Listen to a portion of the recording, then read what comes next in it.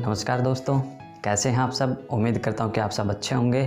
तो जैसा कि आप सबको बोर्ड पे देख के पता चल चुका होगा कि आज का हमारा जो चैप्टर होगा, जो टॉपिक होगा, कौन सा होगा, वो होगा रेशियो एंड प्रोपोर्शन, अनुपात एवं समानुपात का। तो आज इस चैप्टर में पढ़ने का, सीखने का वैसे तो देखें तो कुछ भी नहीं है, कुछ भी नहीं है। तो आज हम क्या करेंगे इस चैप्टर के साथ, आज हम इसके साथ खेल लेंगे। इसको पढ़ेंगे नहीं, इसको खेल खेल में ही सीखेंगे। तो सबसे पहले किसको लेते हैं, सबसे पहले लेंगे हम रेशियो को, यानी कि अनुपात को। क्योंकि जब तक हमें ये रेशियो समझ नहीं आएगा तब तक हम प्रोपोर्शन को नहीं छेड़ सकते, उसका कुछ नहीं कर सकते। सबसे पहले अनुपात सीखेंगे, फिर उसके बाद समानुपात को कंटिन्यू करके चलेंगे। तो सबसे पहले किसको, रेशियो को। आइए सीखते हैं इसको, यानी कि इसको खेल खेल में सीखते हैं। चलिए देखते हैं कि रेशियो क्या होती है, कैसे हम रेशियो को सीखते हैं, कैसे हम उसको पढ़ते हैं। रेशियो, देखो जो रेशियो होती है ना, इसकी सिंबॉलिक फॉर्म मेरे ख्याल से सबको पता होगी कि हम इसको कैसे डिनोट करते हैं, कैसे इसको रिप्रेजेंट करते हैं। इसकी जो सिंबॉलिक फॉर्म होती है वो कैसी होती है, ऐसे नहीं लिखते हम कि ए रेशियो बी। तो ये तो होगी इसकी सिंबॉलिक फॉर्म। और जो प्यारे दोस्तों, ये होती है ना रेशियो, इसको हम काफ़ी हद तक क्या कह सकते हैं, इसको कह सकते हैं कि डिवाइड भी होती है। यानी कि जैसे हम डिवाइड करते हैं किसी भी चीज़ को, तो उसको हम क्या कह सकते हैं कि रेशियो काफ़ी हद तक सिमिलर है किसके, डिवाइड के। क्योंकि जो रेशियो होती है उसकी एक फॉर्म और होती है, एक तो ये होगी ए रेशियो बी वाली, एक और होती है इसकी कौन सी, इसको हम ऐसे भी रिप्रेजेंट कर सकते हैं कि ए डिवाइड बाई बी। और ऐसे हम किसको शो करते हैं, किसको रिप्रेजेंट करते हैं, हम रिप्रेजेंट करते हैं डिवाइड को। तो हम क्या कह सकते हैं, रेशियो और डिवाइड, रेशियो और डिवाइड या डिविजिबिलिटी कह लो, कुछ भी, वो दोनों काफ़ी हद तक सेम ही होते हैं। तो ये तो होगी इसकी सिंबॉलिक फॉर्म, ये होगी इसकी डिविजिबिलिटी वाली फॉर्म के ए डिवाइड बाई बी। इसको ऐसे भी लिख सकते हैं। देखो जो ये रेशियो होती है ना, वो क्या होती है, वो कि नहीं भी 2 नंबर, 3 नंबर, 4 नंबर कितने भी हो, उनकी एक सिंपलेस्ट फॉर्म होती है। क्या होती है, सिंपलेस्ट फॉर्म होती है रेशियो। ठीक है, सिंपलेस्ट फॉर्म का मतलब समझ रहे होगे कैसे, कि मान लो कोई भी 2 नंबर हैं ए और बी, इन दोनों में से जब कुछ भी कॉमन ना हो, इन दोनों नंबर में से जब कुछ भी कॉमन ना आए, तो उसको हम बोलते हैं कि अब ये रेशियो की फॉर्म में आ चुके हैं। कैसे, मान लेते कि ए रेशियो भी हमें 30 और 20 दे रखा भाई कि ये है। अब इसकी हमें क्या बतानी है, रेशियो वाली फॉर्म बतानी है। तो ये इसकी सिंपलेस्ट फॉर्म नहीं है, क्योंकि हमें दिख रहा है कि ए और बी में से दोनों में से कोई नंबर है जिससे दोनों डिवाइड हो रहे हैं, या फिर दोनों में एक नंबर है जो कॉमन है दोनों में। तो इसको हम इसकी सिंपलेस्ट फॉर्म कब बोलेंगे, हमने देखा कि ये 30, ये 20, ये किससे डिवाइड हो रहे हैं दोनों, 10 से।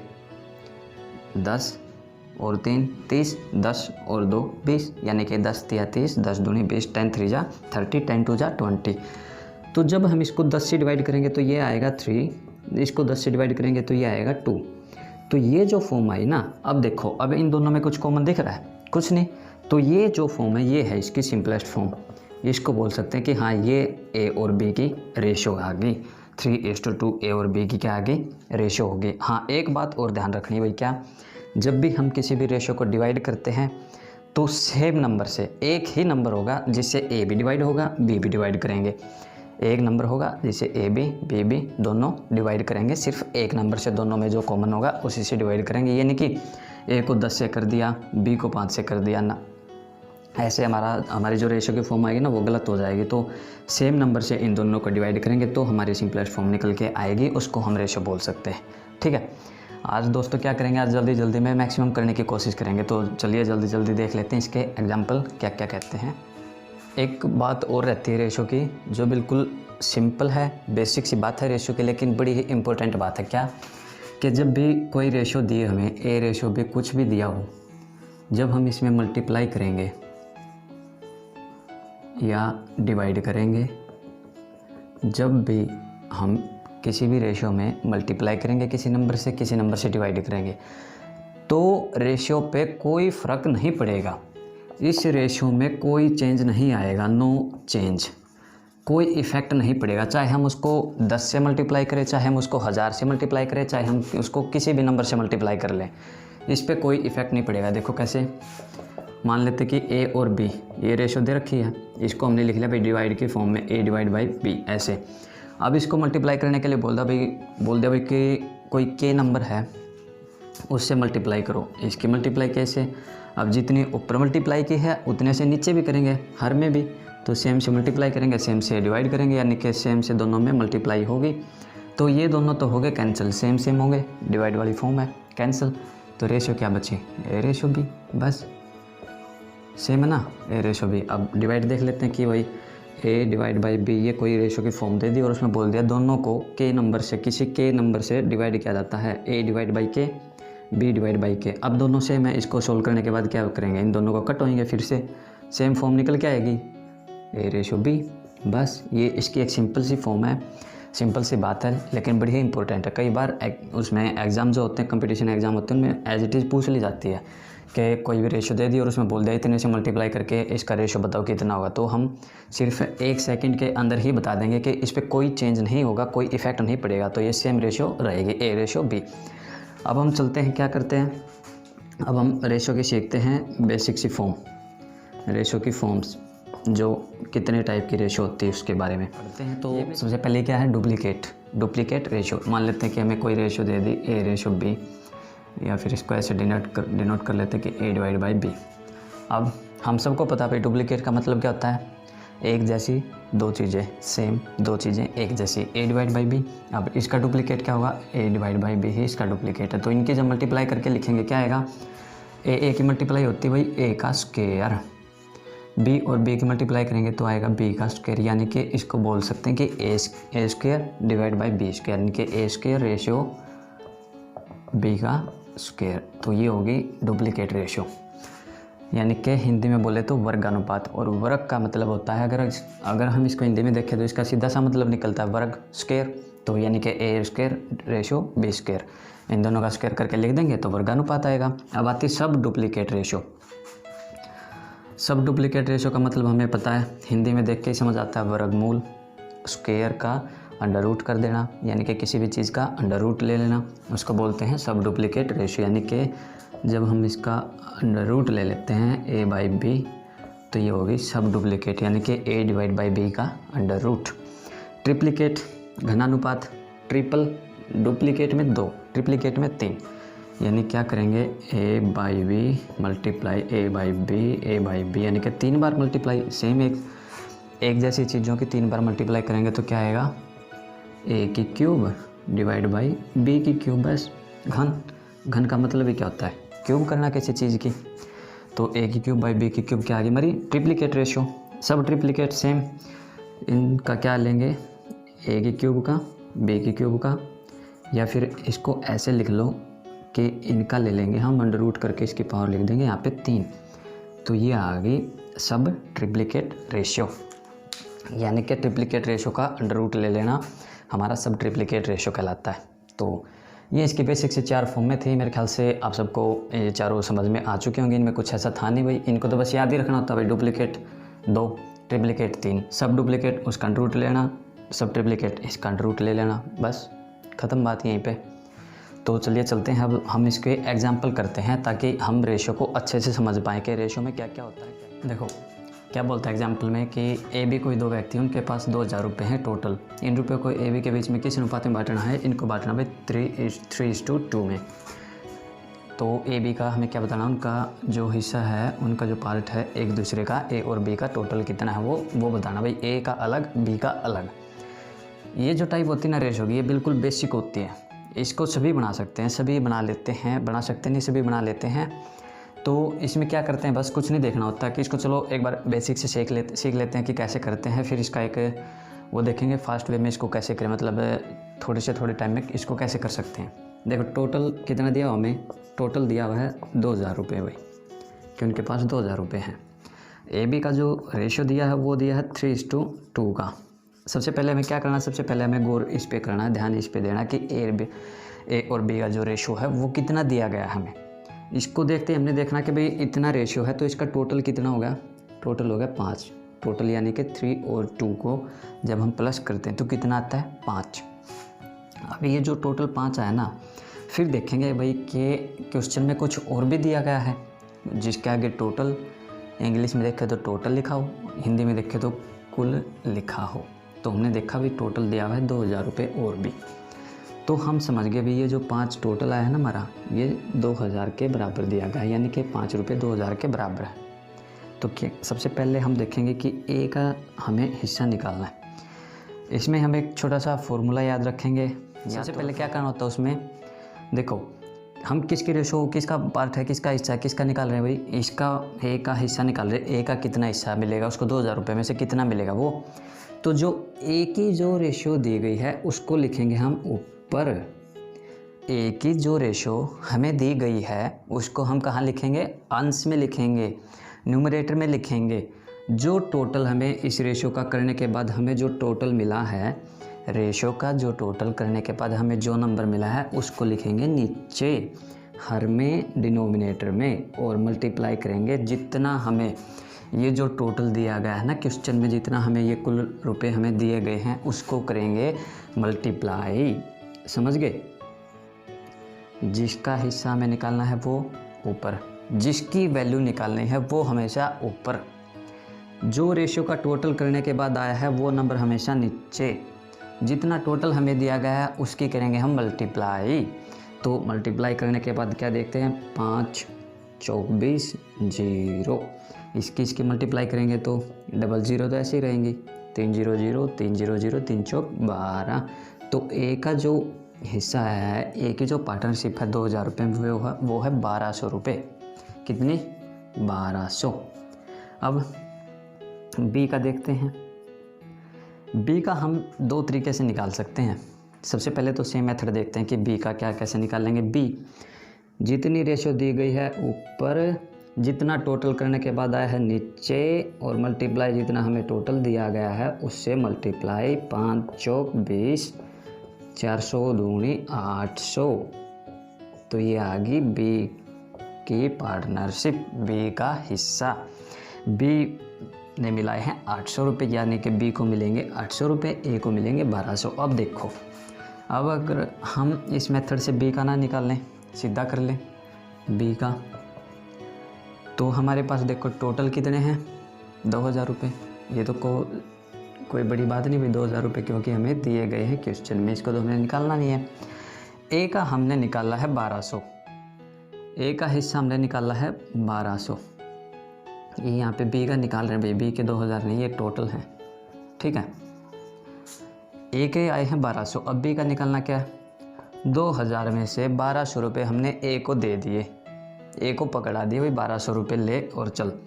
तो 2000 में से जब हम 1200 को माइनस करेंगे तो कितना बचेगा, 800 रुपये तो बचेंगे। 800 रुपये बी को दे देंगे, बचेंगे, ले भाई चल तू भी अपना हिस्सा ले। तो ये आगे ए के 1200, बी के 800, उससे निकाल लो।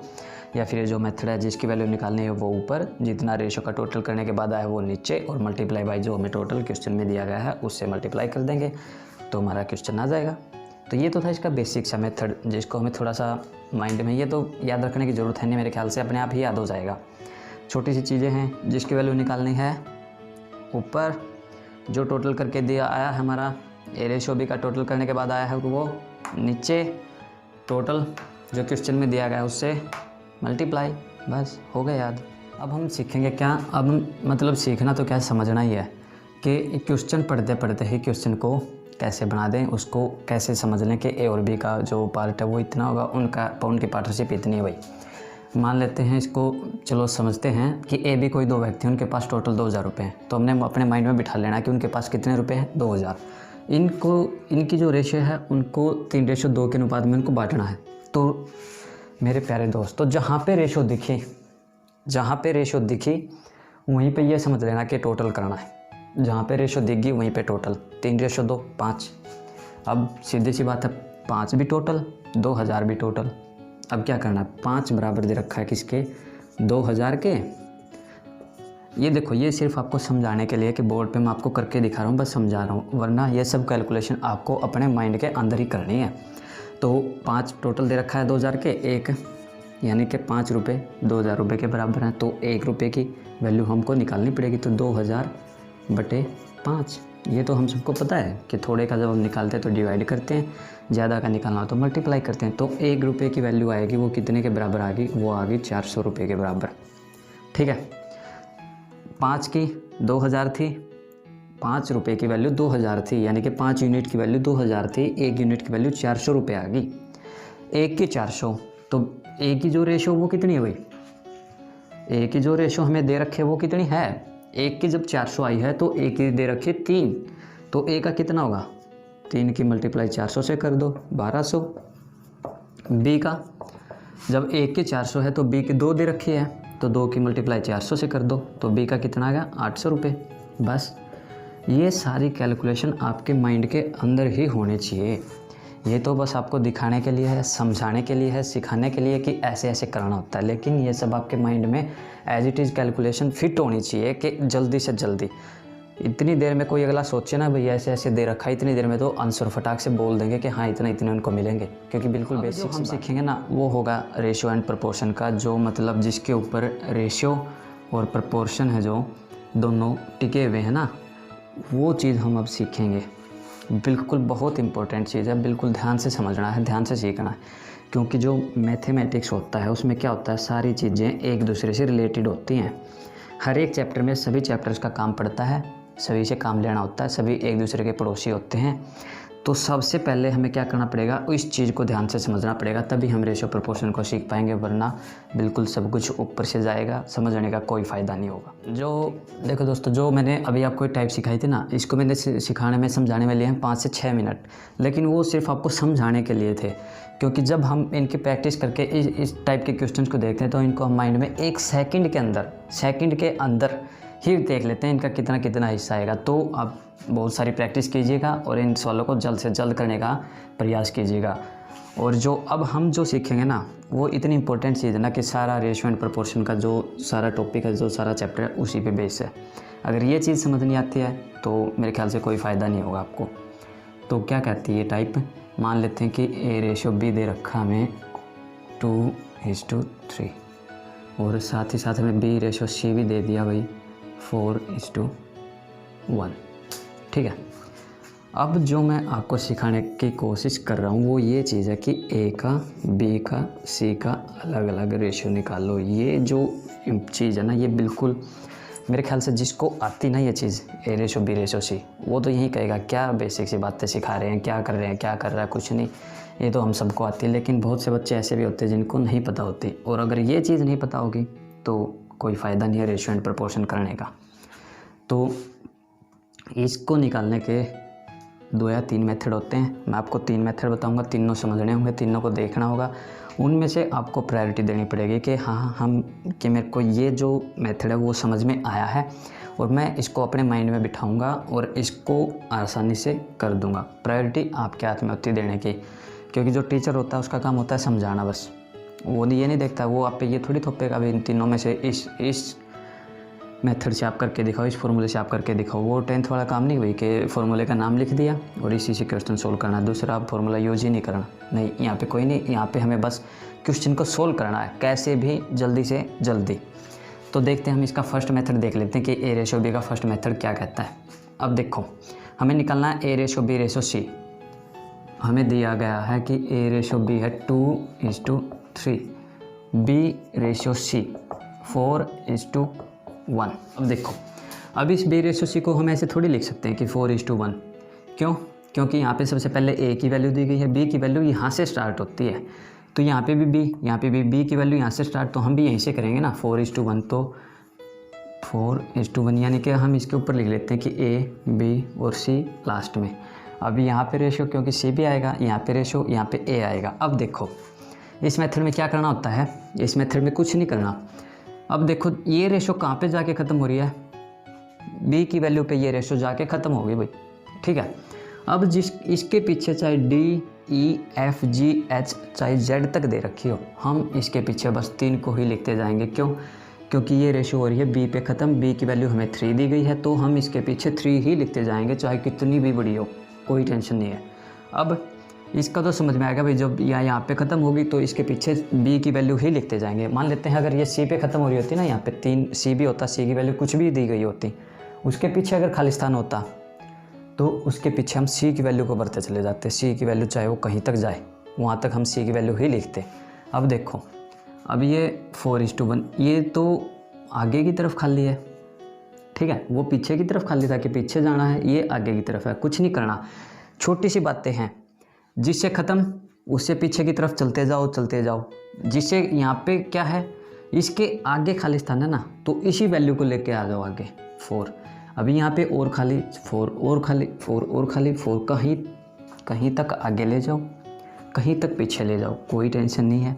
बस एक दो बातें समझ लो कि जिससे ख़त्म होगी वो ऐसे चलती जाएगी, जिससे कि आगे खाली स्थान होगा ना वो उसी को भरते चले जाएंगे। अब निकालना हमने A ratio B ratio C।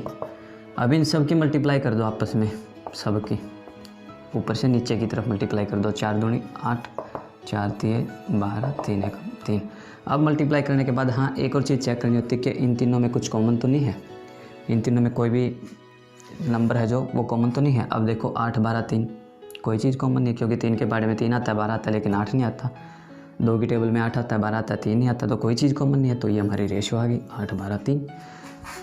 इस मेथड में बस एक छोटी सी बात समझने की है कि जिसके आगे खाली स्थान है, जिसके आगे हमने रेशो को भरना है, उसको ऐसे के ऐसे लिखते चले जाएंगे। जिसके आगे खाली स्थान है उसको ऐसे के ऐसे भरते चले जाएंगे, चाहे हमें वो पीछे की तरफ बढ़ना हो, चाहे हमें आगे की तरफ बढ़ना हो। बस अगर आपको ये बात नहीं समझ आती तो आप वीडियो को दोबारा देख सकते हैं, दोबारा चेक कर सकते हैं कि कैसे क्या कहा था क्या नहीं। अगर एक बार माइंड में फिट होगी ना ये बात, इस टाइप का कोई भी क्वेश्चन आपका कोई नहीं रहेगा। इस मेथड से हम सारे, चाहे कैसे भी टिपिकल, कितनी भी टिपिकल रेशो हमें दी गई हो, इससे हम सभी को कर लेंगे। ये था फर्स्ट मेथड हमारा। अब हम सीखते हैं सेकंड मेथड, इससे थोड़ा सा छोटा शॉर्ट में, क्योंकि ये थोड़ा सा लंबा चलता है, क्योंकि हमें भरने पड़ते हैं। क्यों, अगर कोई बड़ी रेशो दी होगी तो उसमें ऐसे भरते जाना पड़ेगा, फिर इनको मल्टीप्लाई करके लिखनी पड़ेगी। तो इससे ये था थोड़ा सा बेसिक ही मान लो इसको। तो अब हम नेक्स्ट जो मेथड है वो सीखते हैं इसका। देखो फर्स्ट मेथड हमने इसका कर लिया है, वो तो मेरे ख्याल से आप सबको समझ आ गया होगा, नहीं आया होगा तो एक बार थोड़ा सा पीछे जाके समझ लेना उसको। अब हम सीखते हैं सेकंड मेथड। सेकंड मेथड में क्या करना है मेरे प्यारे दोस्तों, कुछ नहीं करना, एक ऐसे लाइन खींच लो, एक ऐसे खींच लो, एक आगे की तरफ एक पीछे की तरफ। यानी कि हमने 2 पिलर बना लिया भाई, ये आगे की तरफ से इनको बंद कर दिया, ये पीछे की तरफ से, कहीं नहीं जाना इनको, कहीं नहीं जाने देना बाहर। 2 पिलर बना दिए, इनके पीछे खड़े कर दिए, आगे पीछे दोनों साइड। अब क्या करना है, इनकी मल्टीप्लाई कर दो, 2 और 4 की मल्टीप्लाई 8, ये इसकी मल्टीप्लाई 3। कुछ नहीं करना, 2 पिलर बना लेने हैं, दोनों की मल्टीप्लाई करके लिख दो। नीचे की तरफ मल्टीप्लाई होगी हमेशा, इसकी भी मल्टीप्लाई इसकी भी होगी। अब ये जो वैल्यू आएगी ये आ गई हमारी फर्स्ट नंबर की। कौन से नंबर की, फर्स्ट नंबर की।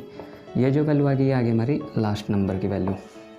फर्स्ट नंबर ए दिख रहा है ना, first number A, last number C की ए की दोनों की वैल्यू आ चुकी है 8 और 3। अब बी की वैल्यू हमारे पास बची है निकालने हमने जो। बी देखा, बी यहाँ पे भी है, बी यहाँ पे, बी दोनों रेशो में कॉमन है।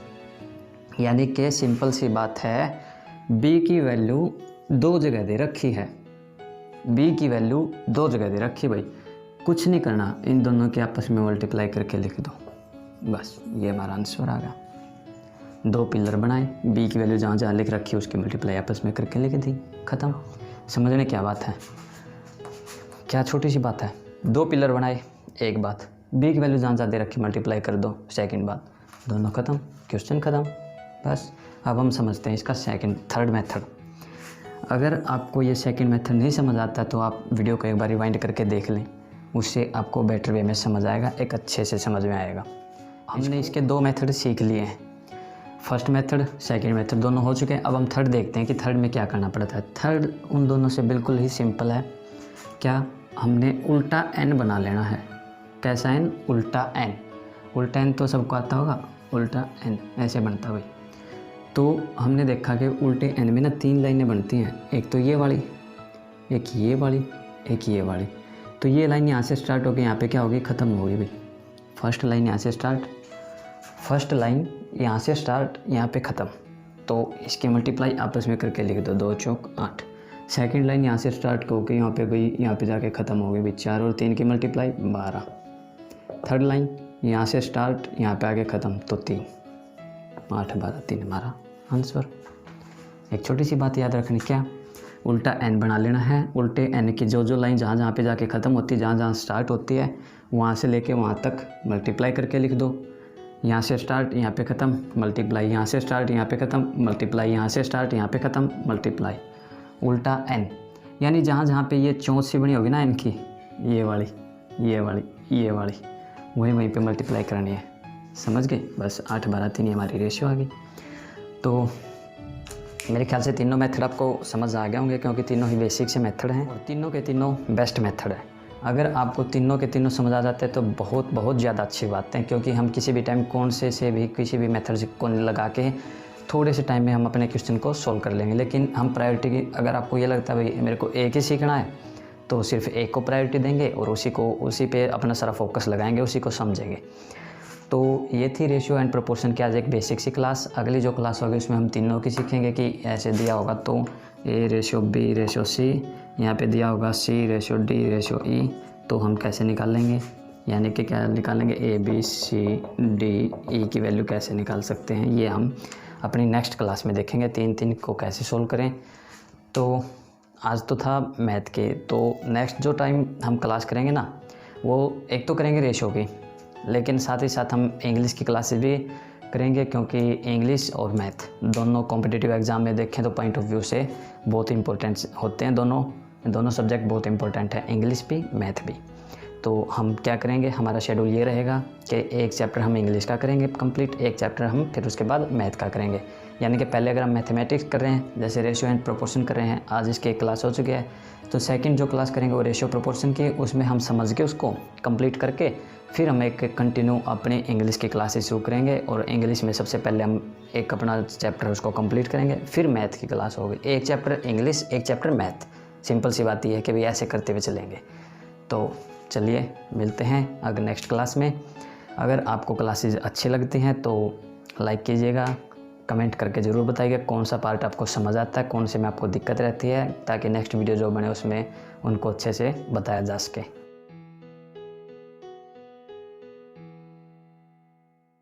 और सबसे ज़रूरी बात, चैनल को ज़रूर सब्सक्राइब कीजिएगा, ताकि मैं आपको और अच्छे से पढ़ा उसको कमेंट करके ज़रूर बताइएगा कि आपको समझ आता है नहीं आता, क्योंकि उसी से पता चलता है भाई हमारा जो टीचिंग स्टाइल है वो कैसा है, पढ़ाने का मेथड है कैसा, कि बच्चों को समझ आता नहीं आता, स्टूडेंट समझ पाते हैं नहीं, कि मैं जितना आपको देने की कोशिश करता हूँ आप उसका 100% लेते हैं या नहीं। तो कमेंट करके ज़रूर बताइए।